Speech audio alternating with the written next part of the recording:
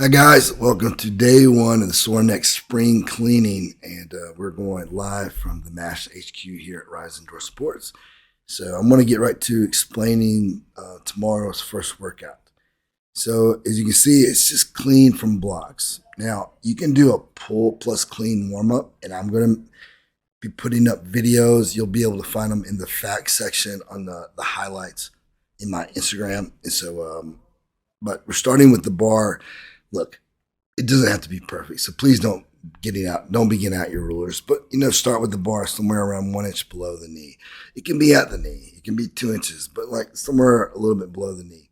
We're gonna work up to it. Let me explain how this reads. A 2RM means a 2 rep max, but at a 9 RPE means you could have done one more rep, or you might be just go by completely perception, but like means you could. It wasn't a max, but it was pretty heavy. So it's probably going to end up being about 88% of your 1 rep max. And if you don't know what that is going to be, here's what I recommend doing. If you don't know your max clean, you can take either 75% of your back squat or 85% of your best front squat, and maybe subtract 5% more just to be safe, and use that. That's a great way to start. Anyway, once you get your 2 rep max, subtract 10%. We're going to do 3 sets of 2 more. Really working on technique on those down sets, working on spicing it up. But the pull plus a clean, what I'm saying is on the warm up, say like, let's pretend you do 50%, 60%, 70%, 75%. Maybe as you're doing those warm ups, you're doing a pull where you're really emphasizing staying over the bar, sweeping the bar in. Like I said, I'm going to make a video showing you exactly what I'm talking about. But I encourage you to go. There's already a ton of videos I've got in my highlight section where you can already see like what does a clean, what's a perfect clean look like? What do I mean by staying over the bar? What do I mean by sweeping the bar in close? What do I mean by pushing with my legs? You can already go see that. Anyway, exercise number 2, the front squat. We're going to work up to a 1 rep max, paused for 3 seconds in the bottom at about a 7 RPE. Means not hard at all. So that's probably going to be about, and by the way, for all of you that where I put the velocities, if you don't have a VBT device, don't worry about it. It's just for those who do. So you're probably going to work up to a 0.45 meters per second concentric velocity, and that's around 85% of your 1 rep max. Then subtract 10%, you're going to do 3 by 3, but you're going to double bounce all those reps. What does that mean? In the very bottom, you're going to come up a few inches, go back down, then come all the way up. It's like a weightlifter will call that double bouncing. So you catch a clean, you do a couple of double bounces, and you use that stretch shortening cycle to come up, makes it easier. So we're actually going to practice it. And by doing that double bounce, there's a good chance you're going to overload the eccentric. You're also going to thicken the tendons, which is a great thing. You're going to do a lot of cool work to all the elements that resist the stretch. And so that's all going to lead to more elasticity, which is good. Workout or exercise number 3, clean pulls. We're going to do it from various heights, but today we're doing it from the bar about 2 inches above the knee. Once again, don't get your rulers out, please, but just do it a couple inches above the knee. And these percentages are referring to your clean. So 100% for 3, 110% by 3, 120% of your best clean for 3, and then you get one more set if you want to. You could stop there if you're already exhausted and that seemed hard. Also, if you have velocity, we're going to keep all the reps above 1.0 peak velocity.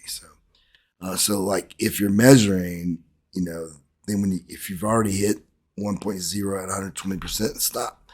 But really, if you don't, I'm just saying it should still be moving quick like a clean. So if you can't reach triple extension, for example, if you can't get a good extension and it feels more like a deadlift, that's too heavy. And we want it to be specific to the clean. Finally, the last 2 movements. This is the superset 4A, 4B. That's what that means.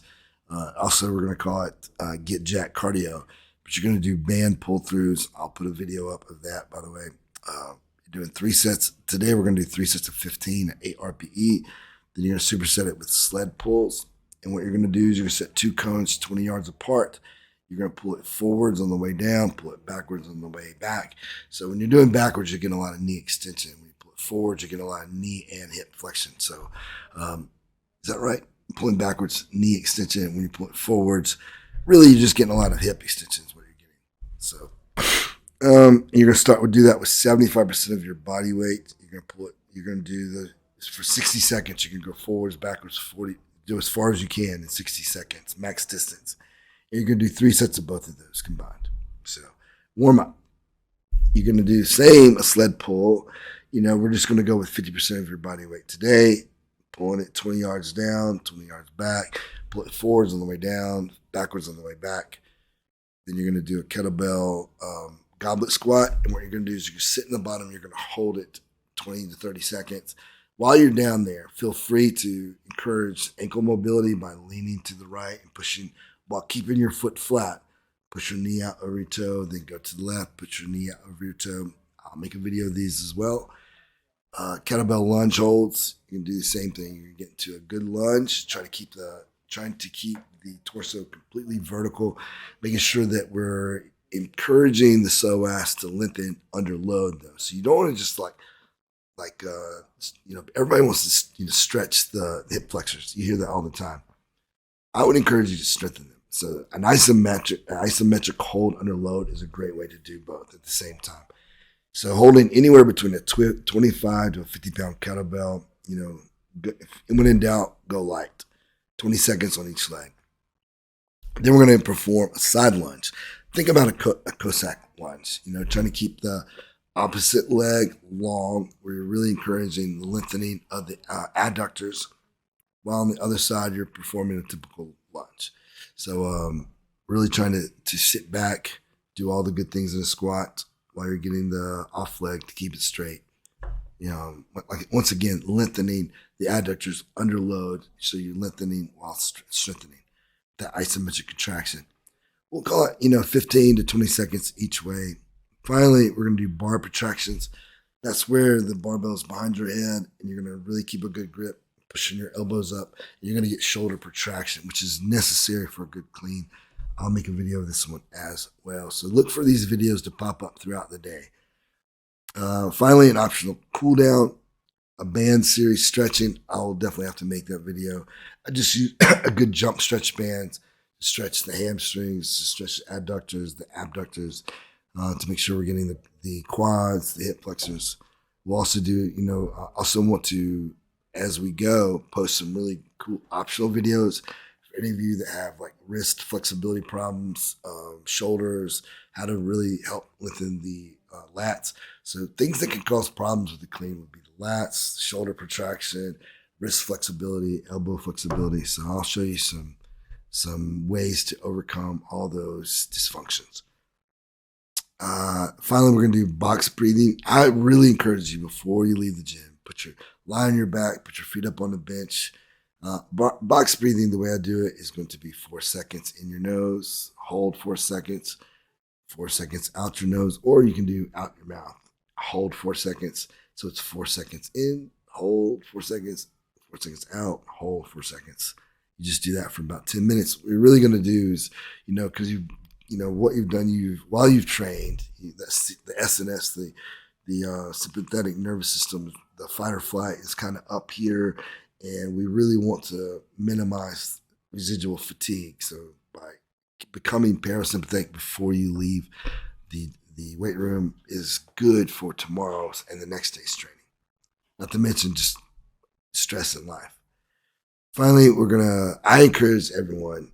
I've been really living by this. The minimum steps I get now is 8,000, but trying to shoot for 10,000 steps a day, taking that morning walk, taking that evening walk, has really helped me with a lot of things. Overcoming anxiety since post 50. I know when I hit 50, I was starting to deal with a lot of weird anxiety that I never dealt with, but now I've gotten a hold of that without having to take any kind of medication, so I'm super happy about that.